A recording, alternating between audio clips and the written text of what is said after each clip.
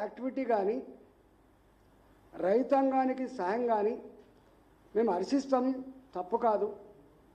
కానీ చూసే చెప్తున్నావా, అర్థం చేసి చెప్తున్నావా, అనుభవంతో చెప్తున్నావా, ఓట్ల కోసం చెప్తున్నావా, మోసం చేస్తావా అని చెప్పి అన్నాడు. అడిగిన నేను.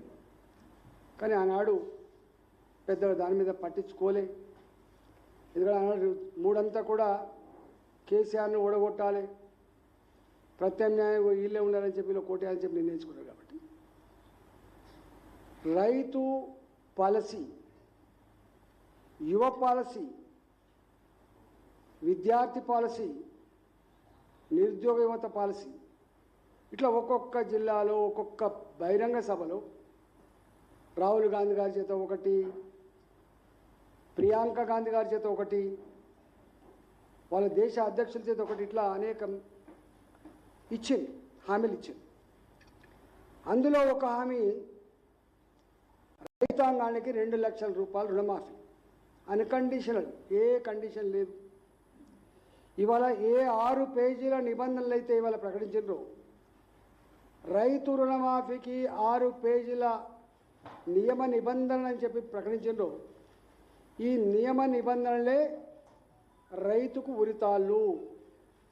ఈ నియమ నిబంధనలే రైతాంగాన్ని మరోసారి వంచడం, మోసం చేయడం తప్ప ఇంకోటి కాదు. ఇవన్నీ చదవాలంటే ఒక అర్ధగంట, గంట అయినా కూడా ఇవాళ కూడా వద్దు. రేవంత్ రెడ్డి గారికి స్పష్టమైన అవగాహన ఉన్నది. రేవంత్ రెడ్డి గారు ఒక సందర్భంలో ఉందా అది కిషోర్ గారు, అంటే ఆయన ఏమంటాడంటే, ఆయన మాటలు చెప్తా.